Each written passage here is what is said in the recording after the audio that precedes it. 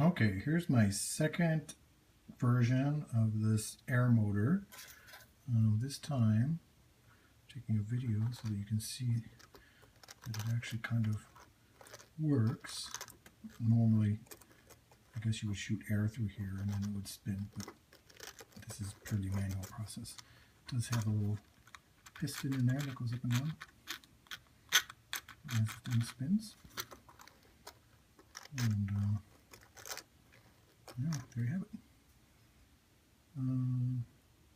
Show a little quick view of all the sides.